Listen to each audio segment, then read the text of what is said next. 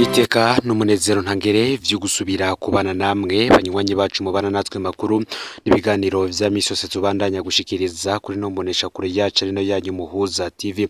Uyu akaba ari umwana tugiye kubageza ko amakuru ibiriko biravugwa bigezweko muri kano kanya nga mu gihugu c'u Burundi. Akaba ari amakuru tuzaguruka ahanini ko yariko aravugwa mu gisata c'umutekano mu gihugu ndetse no kumbibe zacu. Turaza kugaruka kandi kubiriko biraba ku kibuga c'indege mpuzamakungu Melchior Ndadaye i Bujumbura.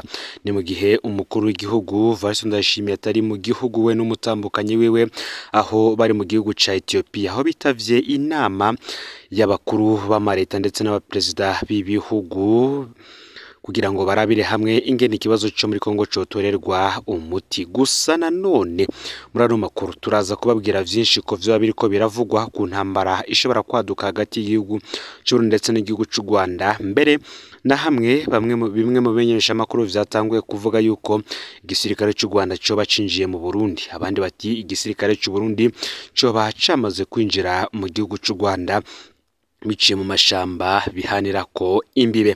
Ibi vyose turaza kubigarukako. Muri ano makuru muraza kumviriza ivyo umusirikare ahejeje kubogozwa na General Prime Niyongabo kubw'amakosa yakoze ku ntambara abasirikare b'u Burundi bariko bagwaniramwo mu gihugu ca Republika Iharanira Rusange ya Kongo. Uyu akaba ari Lieutenant Colonel Aroni Ndayishimiye.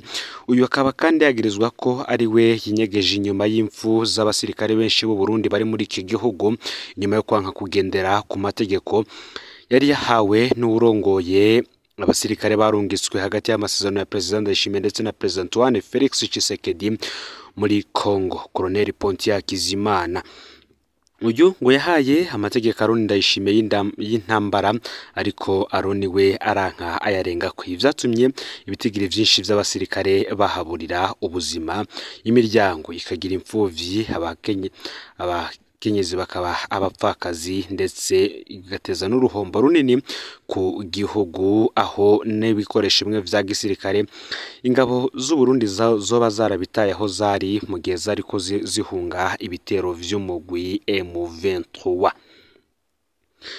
Ku kibuga c'indege Melchior Ndadaye i Bujumbura bamwe baravuga ko umutekano waho utifashe neza, mu gihe abandi babandanya kuvuga ko umutekano waho kuri ubu ucungerewe cyane, kuko iyo umukuru w'igihugu atari mu gihugu n'ubundi bimwe mu bice bigumwa byongerejwe umutekano ari radio ni televiziyo vy'igihugu ndetse n'ikibuga c'indege, kuko aho hose ngiyo umwansi yamaze kwafata n'ubundi igihugu biba bisa naho yamaze kugifata mu minwe.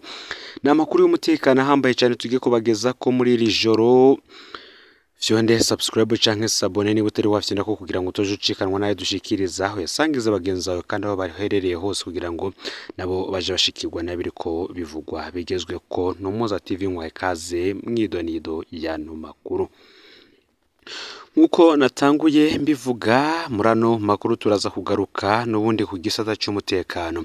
President Evariste Ndayishimiye n'umutambukanyi wiwe ntibari mu gihugu, aho kuri ubu igihugu bivuga ko kiri mu minwe y'abasirikare bakomeye ndetse n'abanyepolitike bakomeye. Ni mu gihe hari bimwe mu bimenyesha makuru biriko biratangaza ko igisirikare c'u Rwanda RDF coba cinjiye imbibe z'igihugu c'u Burundi. Abandi bakavuga ko igisirikare c'u Burundi cyamaze gushika mu gihugu c'u Rwanda n'ubundi aho biteguriye intambara ishobora kwaduka ku mpande zompi. Hari ivyigeze gutangazwa n'umushikiranganje wo kwivuna abansi nga mu gihugu c'u Burundi ari Tribert Mutabazi, aho yavuze ko n'ubundi igihugu cyamaze kurungika abasoda benshi kumbibe gihana n'igihugu c'u Rwanda, aho kandi n'igihugu c'u Rwanda cyamaze kurungika abasoda benshi kumbibe gihana n'igihugu c'u Burundi. Ivyo ntambara vyozo ntavyo, kuko nta masase arumvikana, gusa igihari nuko inzego zose z'umutekano ku mpande zompi zamaze kumera amagabo ziteguriye icoba umwanya ku mwanya. General Prime Niyongabo ati garuka uve hiyo muri Kongo kuko uriko urateza ivyago vyinshi ku basoda bacu. Uyu akaba ari Lieutenant Colonel Aroni Ndayishimiye yaraye akuye muri Kongo kubera kutubaha amategeko y'abamutwara.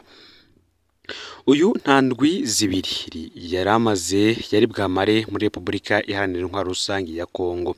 Uyu yakaba yaragiye muri iki gihugu arongoye ibatayo y'icenda ya Tafo kerutse kurungikwa muri Nord Kivu kugwana na M23. Abasirikare b'iyi batayo bari babanje guhabwa imyimenyerezo idasanzwe mu Cankuzo.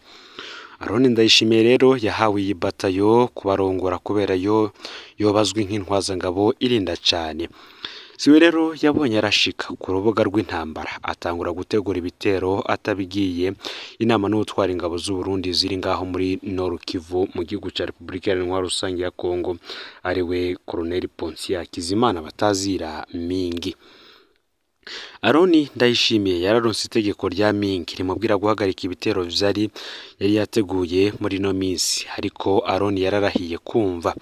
Intambara yabaye ejo mu bice vy'ahitwa Kibumba ivuga ko yarayihitanye abasirikare batari bake b'u Burundi, abandi barafatwa mpiri n'ibikoresho bitari bike vy'igisirikare birafatwa. Kugeza ubu amakuru y'ivyo ntiturayaronka neza avuga ivyo Burundi bwaraye butakaje kubera ukutumva kwa Colonel Aroni Ndayishimiye. Aha rero niho havuye ingingo yo kumutahana ubutarariye. Intwazangabo mu biro bikuru vy'igisirikare c'u Burundi yagize iti Aroni arashobora kuba afise ingwara yo mu mutwe itazwi, ngaho kumuba amabanga yo kurongora abasirikare bakwiye nyabuna kumuvuza. Aroni asanzwe kandi n'ubundi avugwa mu mabi menshi ndetse no kutumva gutandukanye mu nzego. Ntawodondagura ngo aheze amabi yose Lieutenant Colonel Aroni Ndayishimiye amaze kuvugwamwo, ariko ntihagire igikurikira. Ikambi yiwe yarakoreye mu Rukoko, amarira yasize muri ako karere ntavugwa. Ni mu gihe amwe mu mashirahamwe aharanira agateka kazina muntu aguma asaba ko Aroni Ndayishimiye akurikiranwa ku bijanye n'inyuruzwa rya bamwe mu banywanyi b'umugambwe SNL muri komine Mutimbuzo mu ntara ya Bujumbura bagiye baraburwa irengero kuva muri Mukakaro mu mwaka w'2021. Kundundura n'ingene ngo Aroni Ndayishimiye yavuzwe mu igandagurwa ry'umukenyezi wiwe Diane Ndayiragije. Uyu umukenyezi wiwe akaba yarishwe atewe grenade muri Nyakanga umwaka w'2021. Bimwe mu bimenyetso vyinshi vyatanzwe vyerekana uruhara rwa Aroni Ndayishimiye mu rupfu vyarashizwe ahabona, ariko nta nkurikizi n'imwe yabayeho. Tubibutse ko kandi iyo grenade yanahitanye umukozi wiwe.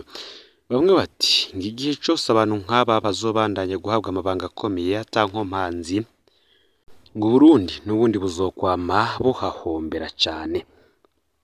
Ngibi rero ivyaraye bishikiriye Colonel Aroni Ndayishimiye n'ubundi yari yarungitswe mu gihugu ca Repubulika Iharanira Intwaro Rusange ya Kongo kurongora zimwe mu ngabo zarungitswe muri ico gihugu mu batayo y'icenda. Batayo yari yabanjije guhabwa imyimenyerezo idasanzwe mu Cankuzo, ariko n'ubundi yagerayo aho kugira ngo arongore urugamba n'ubundi bikarangira abashize mu mazi abiri, vyatumye hapfamwo abasirikare benshi cane muri ico gitero.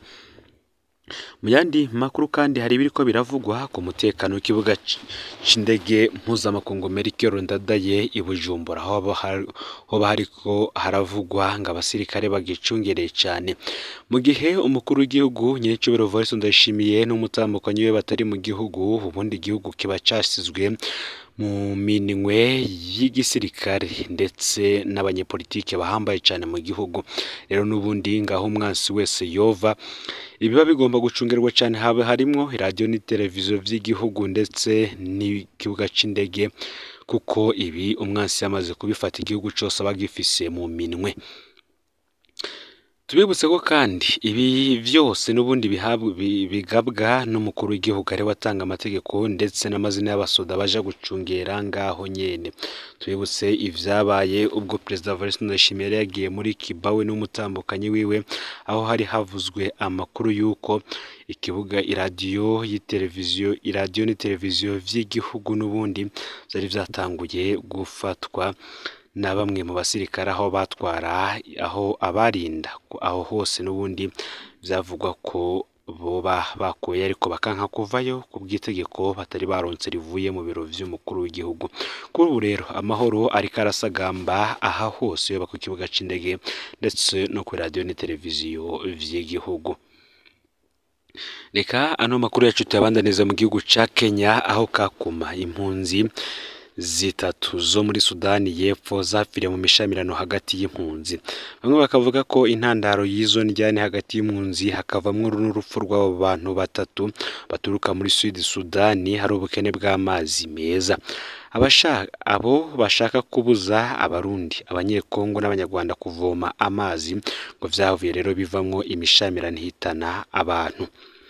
Imiryango y'impunzi zo mu karere k'ibiyaga binini nk'abaturuka mu Burundi, Repubulika Iharanira Rusange ya Kongo n'u Rwanda barabana y'ingwe n'abaturuka muri Sud Sudani. Ni mu gihe mw'ijoro ryo kuwa kabiri rishira wa gatatu abagize iyo miryango ibiri baba barahuriye ku kibanza rudende kirimwo ibombo rimwe ry'amazi meza ku gice cose ca Korobeyi ciyongera mw'ikambi ya Kakuma. Nk'uko bivugwa rero n'ababibonye, abanyesudani y'Epfo babanje kwankira abandi kuvoma ngo naho havuye imishamirano. Ubwo nyene abarundi, abanyekongo n'abanyarwanda baciye baja hamwe kugira ngo bagwanye abo muri Sud Sudani. Haciye rero haba guterana amabuye n'amacumu, bamwe muri bo mbere bari bafise inkoni nini n'ubuhiri. Imishamirano yamaze amasaha arenga abiri bisigurwa n'abashingiye intahe. Abanyesudani batatu barishwe, impunzi nyinshi zirakomereka harimwo umurundi umwe yaciwe ugutwi, akaba ariko izo mpunzi zimenyesha. Zimwe mu mpunzi zo mu biyaga binini zama zazize indyane ngo baciye baboneraho akaryo ko kwihora kugira ngo abanyesudani y'Epfo batakaze vyinshi. Igipolisi ngo caratabaye ariko cari cacerewe ku buryo kitashobora gukiza ubwo buzima bw'abantu. Ababa muri iyo kambi bakavuga ko ubu bwicanyi buguma bwiyongera kuko hatayinga ry'ijana hatabayeho amabi abayakora akaba ari abanyasudani y'Epfo. Akenshi ngo ni ubusuma bw'amapikipiki, gukubitana n'ubusuma bukorwa mu mitego itegwa mw'ibarabara rifatanye ikambi ya Kakuma n'igice cayo ca Korobeyi. Kubw'impunzi zo mu ikambi ya Kakuma muri Kenya, kudahana ngo nico kintu ca mbere gituma haba ayo mabi.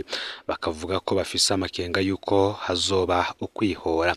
Ni mu gihe abarongoye imiryango bariko baratabaza bakanasaba igipolisi n'intwaro kurikanura mu ntumbero yo kugabanya ivyononekara.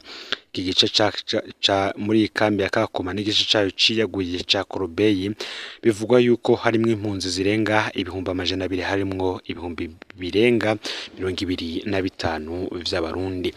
Aya rero niyo makuru yaragizwe ko muri kano kanya. Ufyonde subscribe canke sabone niba utari wafyenda kugira ngo utoje ucikanwa n'adushikiriza.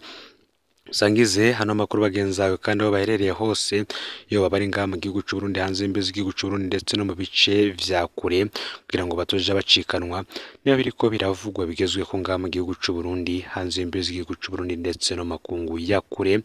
No Muhuza TV, Imana ibahezagire mu bikorwa vyanyu vya misi yose muriko murakora. Amakuru yacu nakagaruka.